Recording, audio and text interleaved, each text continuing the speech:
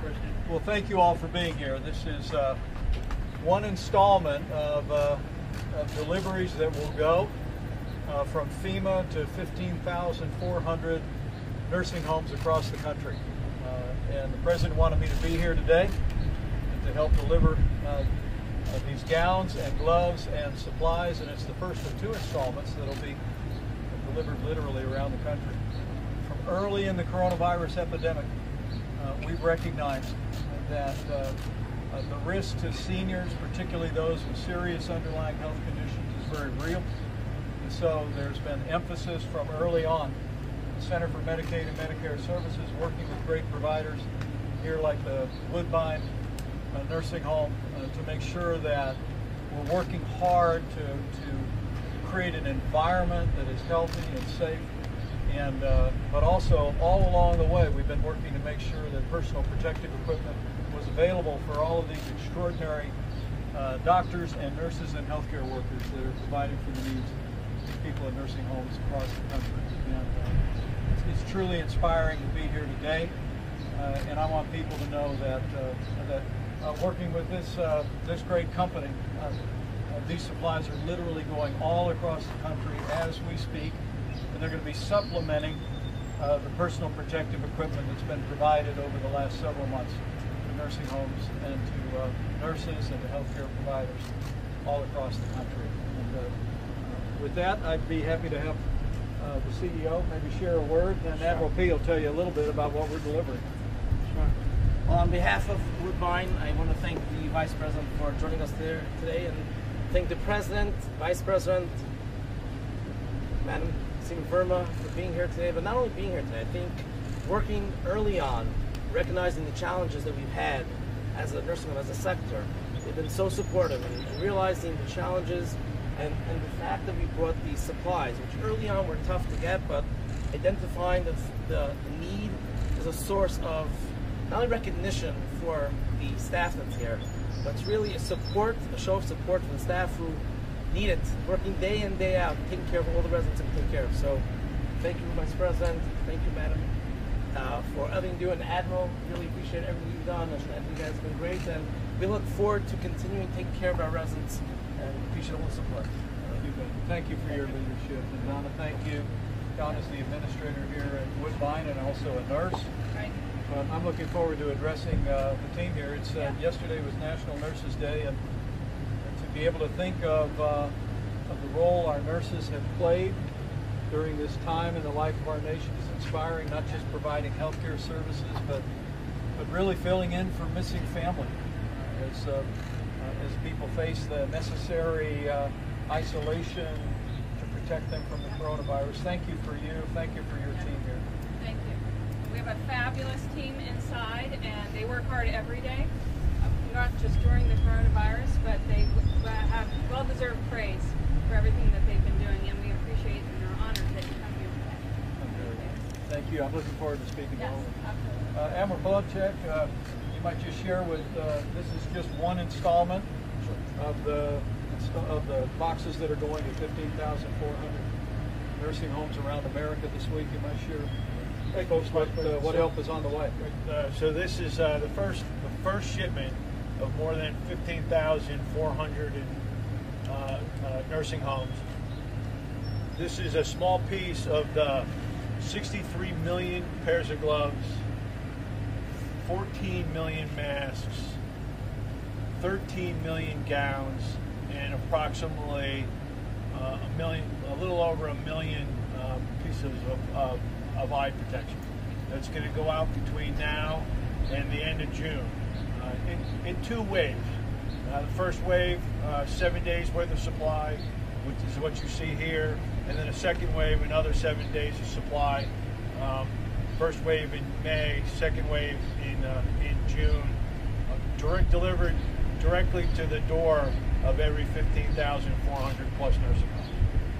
Outstanding. Simi, do you want to share maybe a little bit? I would tell you that from early on, President Trump made it clear that our seniors were to be a priority, a focus of the work of the Coronavirus Task Force.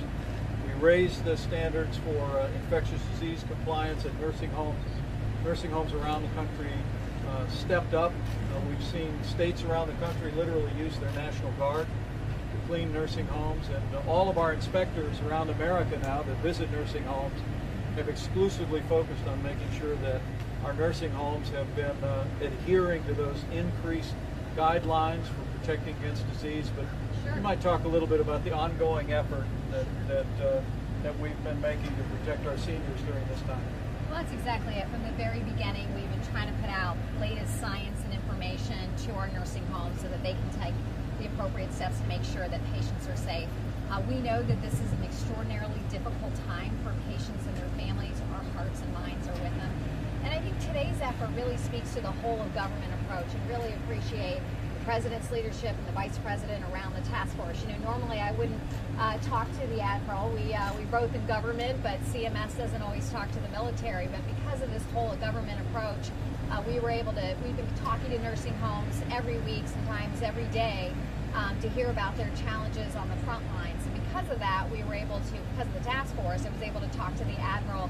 And FEMA's just done an incredible job trying to be supportive of the nursing homes. So we continue our efforts to work with nursing homes and governors. As the Vice President said, we're seeing great action across the country, whether it's cleaning nursing homes, doing more testing, and we've also, the President has announced that we're going to have a commission on nursing homes to continue identifying best practices and how we can keep residents safe.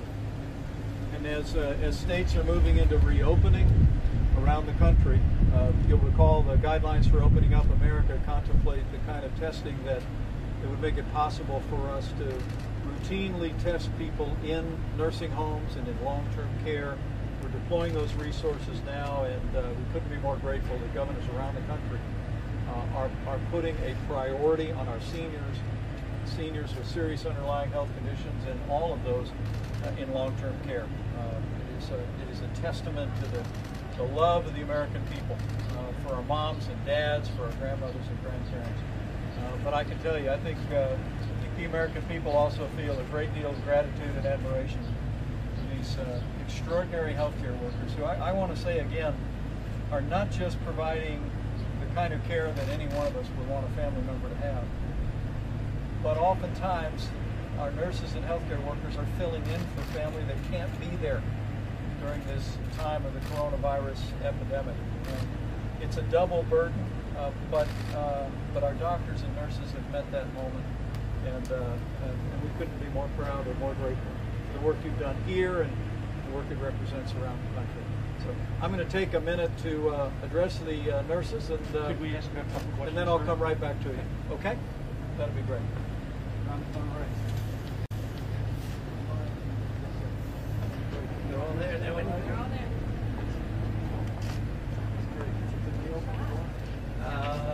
They have it on speakerphone. Right there. Yeah. Perhaps.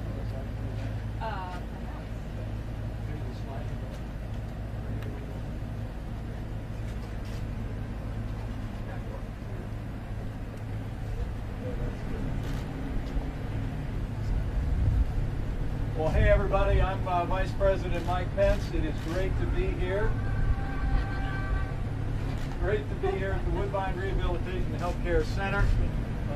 On behalf of your president, on behalf of all of us on the White House Coronavirus Task Force, and really, frankly, on behalf of a grateful nation, it's my great privilege to be here today to help deliver some additional personal protective equipment.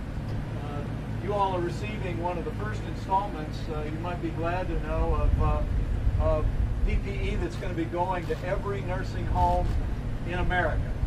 15,400 nursing homes will be receiving the gowns and the gloves and the masks and all the personal protective equipment that I had the privilege of delivering here today. I've got with me the head of the Center for Medicaid and Medicare Services, as well as members of our White House Coronavirus Task Force team. We just couldn't resist the opportunity to come, to do a little bit of heavy lifting, but most importantly, just to say thank you. Thank you for the work that you do, caring for and loving our grandparents and aunts and uncles and moms and dads. I just reflected a moment ago and yesterday when we celebrated National Nurses Day in the White House that, yes, said yesterday that the American people really do understand that during this time of the coronavirus epidemic, that those of you that wear the uniforms of nurses, to the same extent our doctors and other healthcare workers, you're not just providing world-class healthcare that every one of us want our family to have, but we also understand that you're filling in for family. And we know the emotional weight that's placed on you. But to see the way all of you here at Woodbine and all of you in nursing homes around the country have stepped up is truly inspiring. And I hope today's delivery is just one more piece of evidence of the profound gratitude the American people feel to each and every one of you. And so I want to say thank you. I want to say on behalf of all the families you're serving here, keep up the great work. And just know that we're going to continue to work our hearts out to help our country through this coronavirus epidemic. But all along the way, you'll have been the heroes. And when this is all over, you will have the gratitude of the American people. And I promise you, every step of the way, you'll continue to have the prayers of a grateful nation. So thank you all. God bless you. And God bless to all of the workers and nurses in our nursing homes around America. Great job. Thank you. It means a lot. They really are the heroes. Super. All right, good. Does anybody want to join me? Oh, the MOP, come on over. Let's get a hard question. Hey guys. Mr. Vice President, if you were a governor, how would you start reopening the schools of your state? I think I'd want to follow the data. One of the things about the president's guidelines to open up America again is that they can be applied not only on a statewide basis, but on a county-by-county basis. I mean, we're looking now today, according to the briefing I received this morning, about half the states in the country now are reflecting less than a 10% positivity rate as we're scaling testing around America. So we're making great progress. But there are states across the country that are much lower. There are counties across the country that are much lower. And so I think the governors are doing well to evaluate their opening plans on a county-by-county basis, and decisions about summer activities, decisions about school going forward will be made on that basis. We're very confident. Sir, the task force had this gating rules and the guidelines that you issued, and currently almost none of the states are meeting those guidelines. Should the governors be opening the states without meeting those gating requirements? Well, what the president directed our task force to do is really to create guidance for states around the country, using the best recommendations of our scientific team. And by my lights, it appears to me that states are taking a phased approach.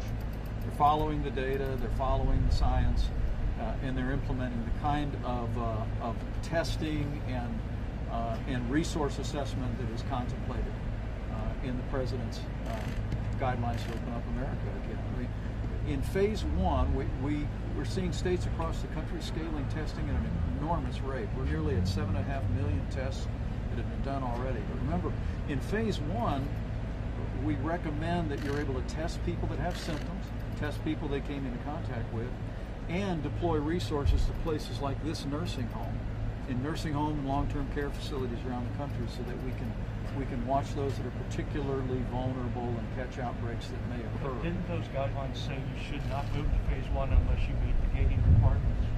No, there was all recommendations, and in the phased approach, what we called for was either 14 days of declining cases or 14 days of influenza-like symptoms in decline. And but we're very confident governors are moving in a responsible way. And again, we're seeing great progress across the country. What the American people have done over the last 2 months has saved lives. It has slowed the spread. It has preserved the resources of our healthcare system, just as it was intended to do. And in state after state across the country, we literally have seen either stabilization or even a downward trend in cases, even as states are scaling up testing at a very dramatic rate.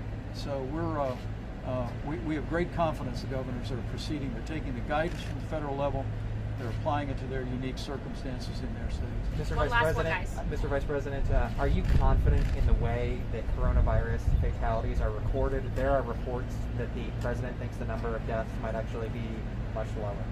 I think the president said we have confidence in the numbers. I think we have some skepticism about some of the international numbers that have been released, particularly with regard to China.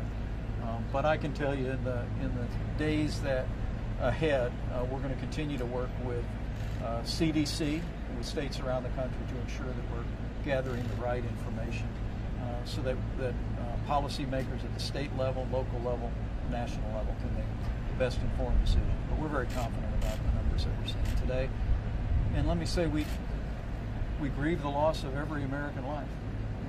It's a National Day of Prayer today. And I know that millions of Americans are going to pause and remember to pray for the comfort of the more than 70,000 families that have lost loved ones in the midst of the coronavirus. And I know they'll also be praying for people that are struggling with the serious consequences of the coronavirus today.